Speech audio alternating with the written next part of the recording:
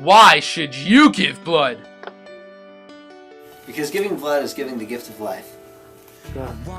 I know that no matter how scared I am about giving blood, in the end I'm saving someone's life, and that's the most important thing. I believe it's my Jewish duty to help people less fortunate than us. Well, my blood type is O positive, and I feel like it's my responsibility to give to children who can receive that blood type. A small thing for us can help save many people's I lives. strongly believe that it is my obligation to provide blood for those that are in need. Because there are people who are less fortunate than you, they're sick, they're dying, and you could help save a life. So, you got a pretty bad injury last year, right? Yes, I did, huh? Did you need blood for it? No, I didn't, but I came really close to it. It was a pretty bad injury, and an injury that people sustain like every day.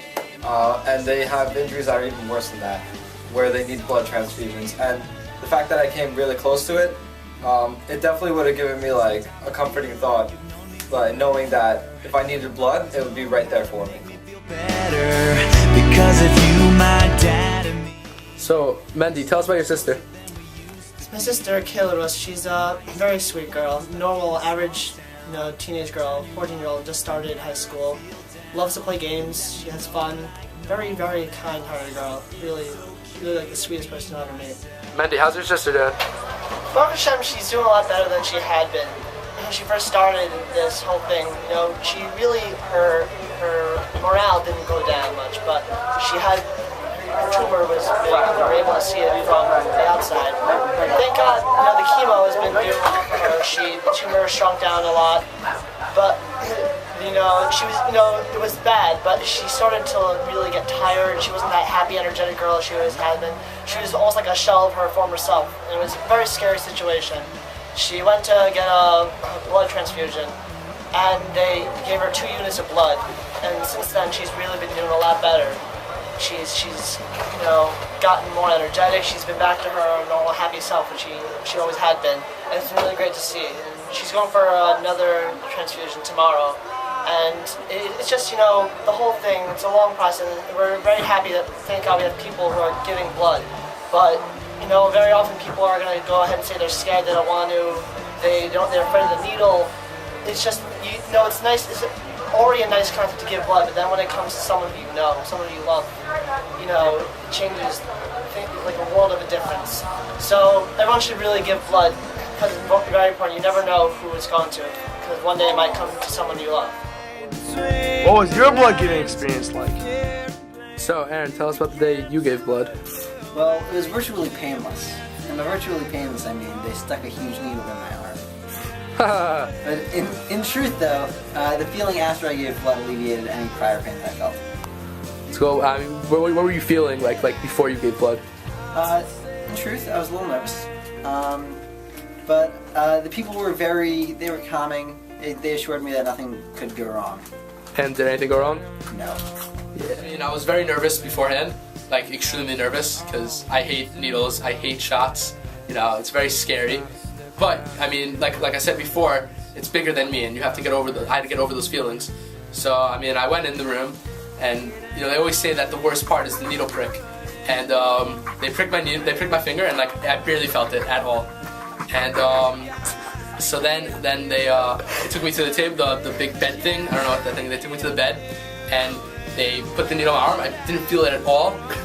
10 minutes later, all my blood's out. Not all my blood. Not all my blood. 10 minutes later, they got a liter of my blood, and I went, got some cookies. It was a pretty good experience. It was definitely not as bad as I thought it was going to be, and I'm excited to give blood this year again. First, I was pretty intimidated. I saw a lot of people laying down. I saw a lot of blood, which scared me at first. But then, after waiting a while, I sat down onto the bed. I put on my headphones. I put on good music, like pump-up music. And they gave me like this squishy ball that you just squish and you just push the blood through your veins. And I actually finished quicker than most people, but it was a good experience. It got me a lot more ready for this upcoming time. Like the music helped you concentrate or space out, kind of. If you listen to a good song, usually you don't think about anything else. So I didn't even feel the needle was in there. When I gave blood last year, I was really nervous about giving it. But after I did it, I realized it's not that bad. The whole experience, it's a little different, but the idea of the needle, it honestly wasn't so bad for me. I thought it was going to be painful, I thought it was going to be scary, but you just listen to an iPod, listen to some music, and read a book even, study for a test, and it goes right by, like that. And knowing that you're helping someone who's really in need of it, it's comforting, and you feel good about yourself afterwards, and you really feel like you did something, worthwhile. Well, I was afraid in the beginning because it's a needle in your arm, but once it's in there, you feel a little pinch, and then it's all done till the end. So, and you're helping people, so it's good. Do you do anything special to help you through it? They gave me a stress ball, and I was playing with it a lot of the time. So you've run a blood drive before? I've actually ran 3 blood drives before. I do it in Highland Park, New Jersey. We have people from all over the community come. We just do it for the people in the community and people in the Johnson Hospital. What's it called? We try to get at least 30 pints from each time we do. Each time we go, sometimes we make it, sometimes we don't. But it's all about the big picture at the end of the day. But you've never given blood? I'm only 15, but recently, on November 2nd, I turned 16. I'm really excited to give blood at JEC. Awesome. There is no substitute for human blood. It cannot be manufactured and it cannot be replaced by animal blood. In the United States, someone needs a red blood cell transfusion every 3 seconds, and 1 in 3 people will need a blood transfusion in their lifetime.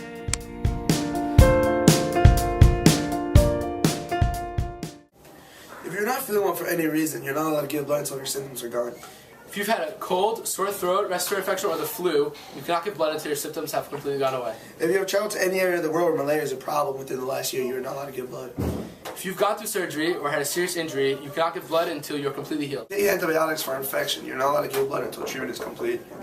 If you've taken Accutane in the past month, you cannot give blood. Blooper! So Moshe, why'd you give blood? Because it's the cool thing to do. If giving blood is cool, call me Miles Davis. Yeah! I regret not giving blood. The needle, sorry guys. So it was a little bit of a strange experience watching a needle get pummeled into your arm, but at the same time. Hey, didn't see you there. I used to be scared of giving blood, but after I gave it last year at the JEC blood fund thing, it was awesome. Just say blood drive. After I gave blood at the JEC blood drive, it felt great. After I gave blood at the JEC blood drive, I'm going. You ready? I'm gonna edit this. Let's go. Yeah, Hi, Jewish thing. Why do you donate blood? I believe it's my Jewish. Why do you donate blood? So Daniel, describe what it was like giving blood last year. No.